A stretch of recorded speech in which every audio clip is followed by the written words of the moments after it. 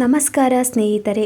ಈ 5 ಜಾಗಕ್ಕೆ ಬರಿಗೈಯಲ್ಲಿ ಹೋಗುವವನು ಜೀವನವಿಡೀ ಬರಿಗೈಯಲ್ಲೇ ಉಳಿದು ಬಿಡುತ್ತಾನೆ. ಜೀವನದಲ್ಲಿ ನಾವು ಗಮನಿಸದೇ ಬಿಡುವ ಕೆಲವು ಸಣ್ಣ ವಿಷಯಗಳು ನಮ್ಮ ಭವಿಷ್ಯಕ್ಕೆ ದೊಡ್ಡ ಪರಿಣಾಮ ಬೀರುತ್ತವೆ. ನಮ್ಮ ಹಿರಿಯರು ಹೇಳಿಕೊಂಡು ಬಂದ ಕೆಲವು ಸಂಪ್ರದಾಯಗಳು ಕೇವಲ ಆಚರಣೆಗಳಲ್ಲ, ಅವು ಜೀವನದ ಗಾಢ ಅರ್ಥಗಳನ್ನು ಒಳಗೊಂಡಿವೆ. ಅವುಗಳಲ್ಲಿ ಒಂದೇನು ಎಂದರೆ ಕೆಲವು ಜಾಗಗಳಿಗೆ ಯಾವತ್ತೂ ಬರಿಗೈಯಲ್ಲಿ ಹೋಗಬಾರದು. ಬರಿಗೈಯಲ್ಲಿ ಹೋಗುವವನು ಜೀವನವಿಡೀ ಬರಿಗೈಯಲ್ಲೇ ಉಳಿಯುತ್ತಾನೆ ಎಂಬ ಮಾತು ಹೀಗೆ ಬಂದಿಲ್ಲ. ಅದರ ಹಿಂದೆ ಒಳ್ಳೆಯ ಸಂದೇಶ ಇದೆ. ಮೊದಲನೆಯದಾಗಿ, ದೇವಾಲಯಕ್ಕೆ ಹೋಗುವಾಗ ಖಾಲಿ ಕೈಯಲ್ಲಿ ಹೋಗಬಾರದು. ದೇವರ ಮುಂದೆ ನಾವು ಏನಾದರೂ ಅರ್ಪಿಸುವುದು ನಮ್ಮ ಭಕ್ತಿ ಮತ್ತು ಕೃತಜ್ಞತೆಯ ಸಂಕೇತ. ಅದು ದೊಡ್ಡದಾಗಿರಬೇಕೆಂದಿಲ್ಲ. ಒಂದು ಹೂವು, ಒಂದು ಹಣ್ಣು ಸಾಕು. ಇದು ನಮಗೆ ಕೊಡುವ ಗುಣವನ್ನು ಬೆಳೆಸುತ್ತದೆ. ಎರಡನೆಯದಾಗಿ, ಗುರುಗಳ ಮನೆಗೆ ಹೋಗುವಾಗ ಬರಿಗೈಯಲ್ಲಿ ಹೋಗುವುದು ಸರಿಯಲ್ಲ. ಗುರುಗಳು ನಮ್ಮ ಜೀವನದಲ್ಲಿ ದಾರಿ ತೋರಿಸುವವರು. ಅವರಿಗೆ ಒಂದು ಸಣ್ಣ ಉಡುಗೊರೆ ಅಥವಾ ಹಣ್ಣು ತೆಗೆದುಕೊಂಡು ಹೋಗುವುದು ಗೌರವದ ಸೂಚನೆ. ಇದು ನಮ್ಮಲ್ಲಿ ವಿನಯ ಮತ್ತು ಕೃತಜ್ಞತೆಯನ್ನು ಹೆಚ್ಚಿಸುತ್ತದೆ. ಮೂರನೆಯದಾಗಿ, ಯಾರಾದರೂ ಹೊಸ ಮನೆಗೆ ಹೋಗುವಾಗ ಖಾಲಿ ಕೈಯಲ್ಲಿ ಹೋಗಬಾರದು.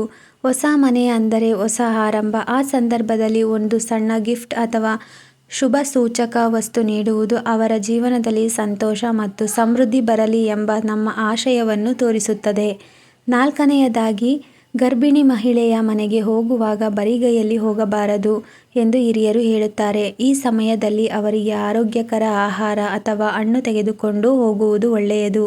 ಇದು ಕೇವಲ ಸಂಪ್ರದಾಯವಲ್ಲ, ಅವರ ಆರೋಗ್ಯದ ಬಗ್ಗೆ ಕಾಳಜಿ ತೋರಿಸುವ ಒಂದು ವಿಧಾನ. ಐದನೆಯದಾಗಿ, ಯಾರಾದರೂ ನಮ್ಮನ್ನು ಊಟಕ್ಕೆ ಕರೆಯುವಾಗ ಖಾಲಿ ಕೈಯಲ್ಲಿ ಹೋಗಬಾರದು. ಅವರು ನಮ್ಮನ್ನು ಪ್ರೀತಿಯಿಂದ ಆಹ್ವಾನಿಸಿದ್ದಾರೆ.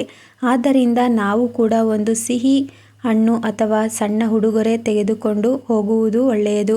ಇದು ನಮ್ಮ ಕೃತಜ್ಞತೆಯನ್ನು ತೋರಿಸುತ್ತದೆ ಮತ್ತು ಸಂಬಂಧಗಳನ್ನು ಬಲಪಡಿಸುತ್ತದೆ. ಈ ಎಲ್ಲದಲ್ಲೂ ಒಂದೇ ಸಂದೇಶ ಇದೆ. ಕೊಡುವ ಮನಸ್ಸು. ಬರಿಗೈ ಎಂದರೆ ಕೇವಲ ಕೈ ಖಾಲಿ ಅಲ್ಲ, ಅದು ಮನಸ್ಸಿನ ಖಾಲಿತನವನ್ನು ಕೂಡ ಸೂಚಿಸುತ್ತದೆ. ನಾವು ಸಣ್ಣದಾದರೂ ಹಂಚಿಕೊಳ್ಳಲು ಕಲಿತರೆ ಜೀವನದಲ್ಲಿ ಸಮೃದ್ಧಿ ಸ್ವತಃ ಬರುತ್ತದೆ. ಹೀಗಾಗಿ ಜೀವನದಲ್ಲಿ ಈ ಸಣ್ಣ ನಿಯಮಗಳನ್ನು ಪಾಲಿಸುವುದು ನಮ್ಮ ವ್ಯಕ್ತಿತ್ವವನ್ನು ಉತ್ತಮಗೊಳಿಸುತ್ತದೆ. ಕೊಡುವ ಮನಸ್ಸುಳ್ಳವರು ಯಾವತ್ತೂ ಬರಿಗೈಯಲ್ಲಿ ಇರಲ್ಲ. ಅವರು ಪ್ರೀತಿ, ಗೌರವ ಮತ್ತು ಸಂತೋಷದಿಂದ ತುಂಬಿರುತ್ತಾರೆ. ನಿಮಗೆ ಈ ಇನ್ಫಾರ್ಮೇಷನ್ ಇಷ್ಟವಾಗಿದ್ದರೆ ಇಂಪ್ರೆಸಿವ್ ಥಾಟ್ಸ್ ಆ್ಯಂಡ್ ಸ್ಟೋರೀಸ್ ಚಾನಲ್ನ ಸಬ್ಸ್ಕ್ರೈಬ್ ಮಾಡಿ, ಹಾಗೆ ಲೈಕ್ ಮಾಡಿ. ನಿಮ್ಮ ಸ್ನೇಹಿತರಿಗೂ ಮತ್ತು ಕುಟುಂಬದವರಿಗೂ ಈ ವಿಡಿಯೋನ ಶೇರ್ ಮಾಡಿ. ಧನ್ಯವಾದಗಳು.